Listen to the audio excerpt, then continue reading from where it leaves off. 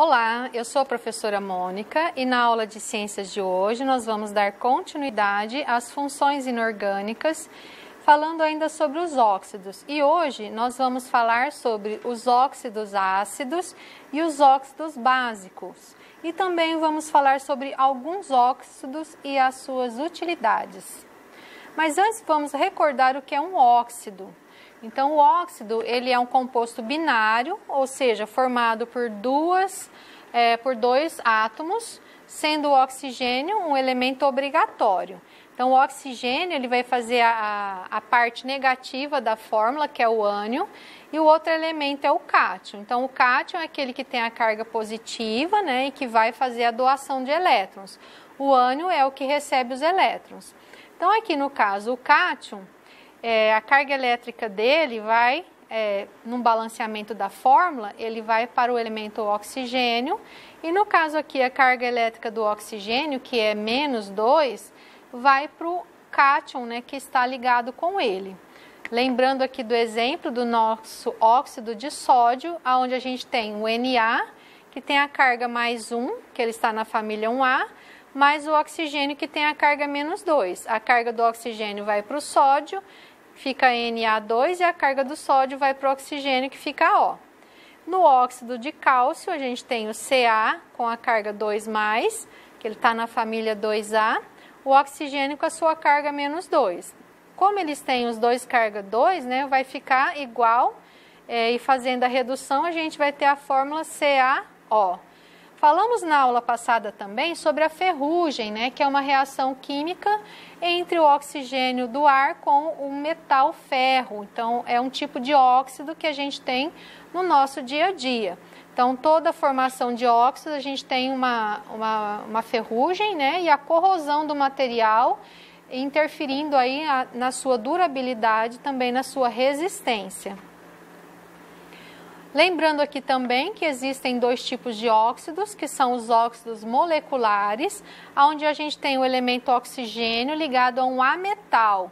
Nessa parte é importante a gente ter uma tabela periódica à mão, né, e consultar aí quais são os átomos metais e não metais. Aqui no exemplo a gente tem o trióxido, o SO3, que é o trióxido de enxofre, o CO2, que é o dióxido de carbono. Então, esse carbono, o enxofre e o nitrogênio são ametais, né?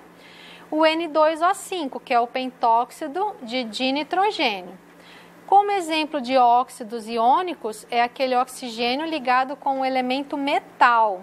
Aqui a nomenclatura deles é diferente, né? Por isso é importante saber, quando for fazer a nomenclatura, se a gente está trabalhando com um metal ou um ametal. Então, olhar sempre na tabela periódica.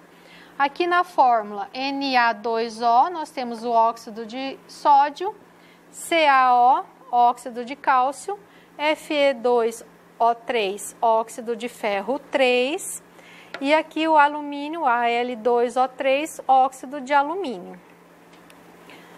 Vamos então começar um assunto da aula de hoje. Então, os óxidos, eles são classificados como óxidos de caráter básico ou ácido, de acordo com o seu comportamento na presença de água. Os óxidos básicos, né, a gente vai começar a falar por eles são compostos iônicos, em que o íon do elemento do grupo dos metais tem geralmente a carga elétrica mais 1 ou mais 2. Então, aqui como exemplo, a gente tem o óxido de o óxido de sódio, que é o Na2O, a sua carga elétrica é Na1+, e a do oxigênio é 2-. Lembra o que eu falei na aula anterior sobre como saber a carga elétrica desse átomo? Olhar a sua posição na tabela periódica, né? Então, se ele está na família 1A, é carga elétrica 1+. Se está na família 2A, seria 2+. Se está na família 3A, é 3+. Família 5, 6 e 7 já é negativa, né? Quem está na família 5, ele tem a carga menos 3, porque ele precisa dessa quantidade para ficar com 8, recordando lá a regra de octeto.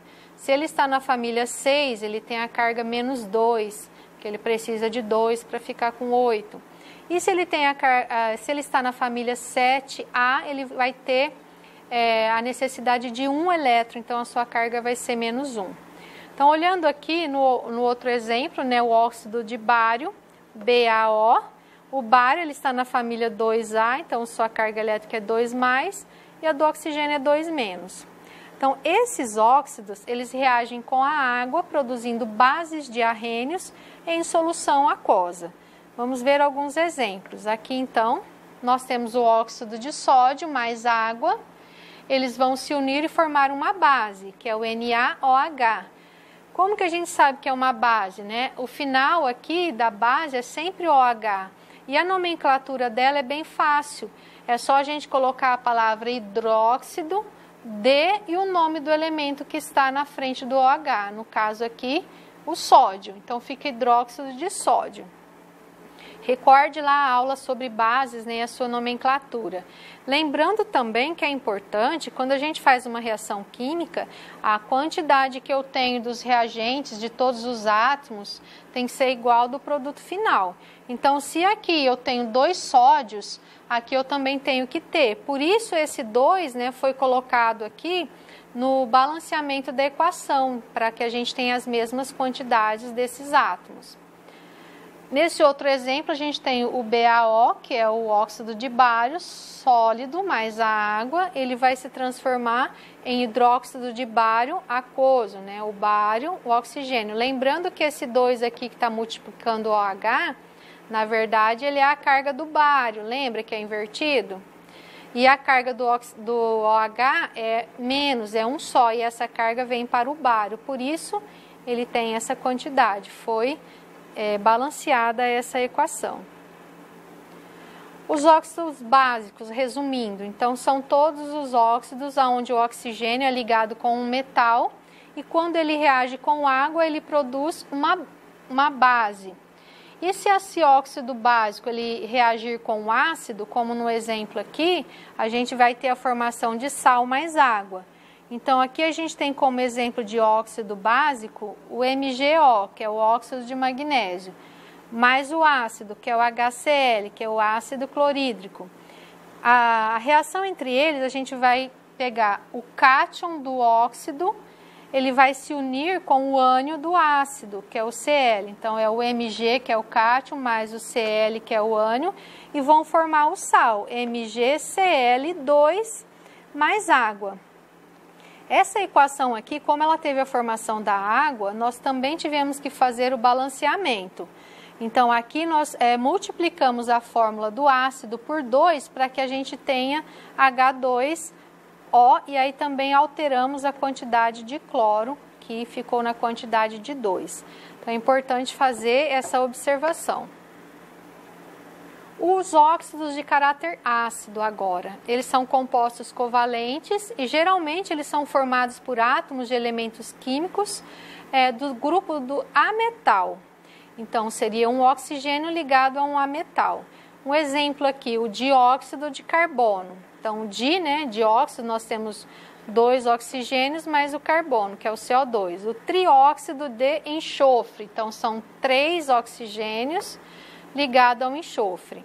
Então, esses óxidos, eles reagem com água, produzindo ácidos diarrênios em solução aquosa. Veja alguns exemplos aqui. Então, nós temos aqui como exemplo o CO2, que é o gás carbônico mais água. Eles vão reagir e vão formar o ácido carbônico, que é o H2CO3.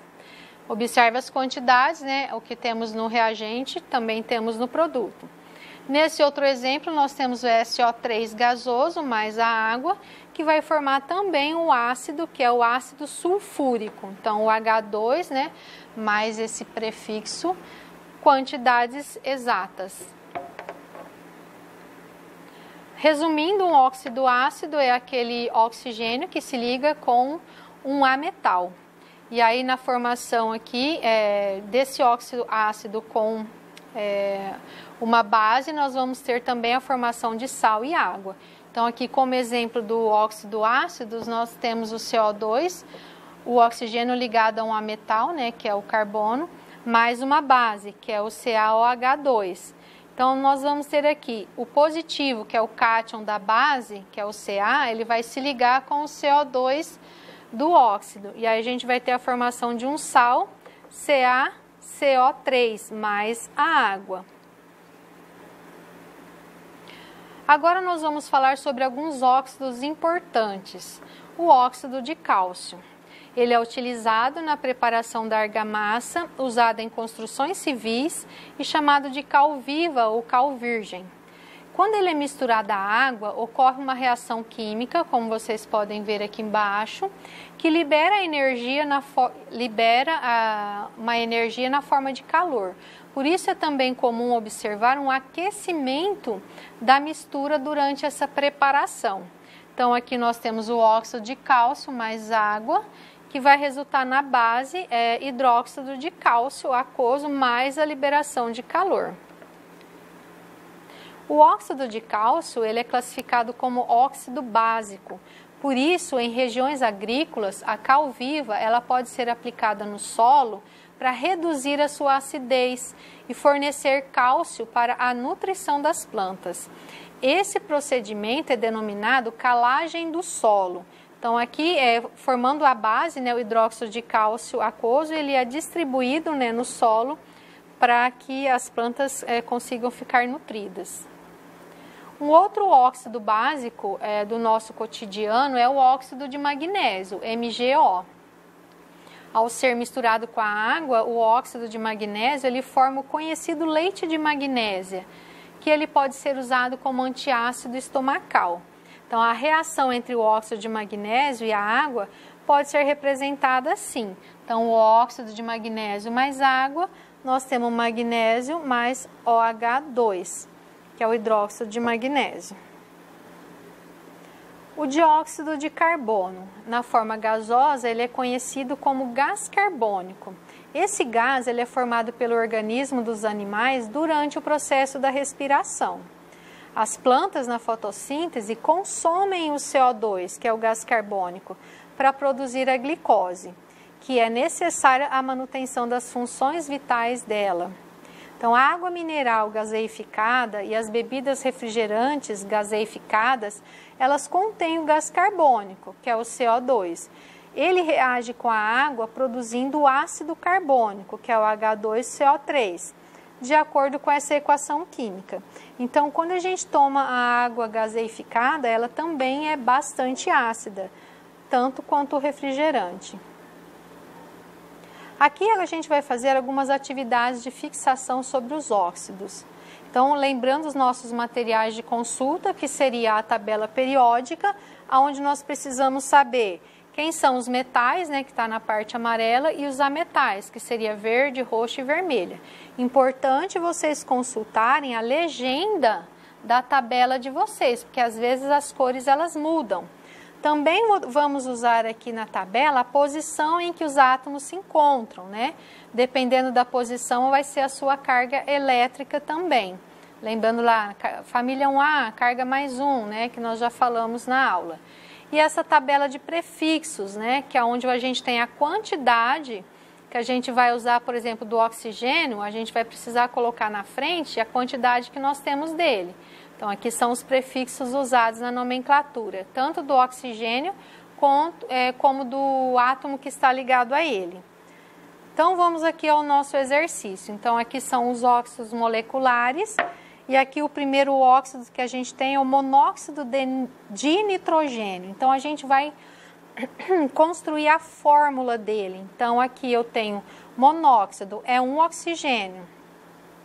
De dinitrogênio, 2 nitrogênios. Então, a gente tem essa fórmula. O outro é trióxido de enxofre. São 3 oxigênios e um enxofre, SO3.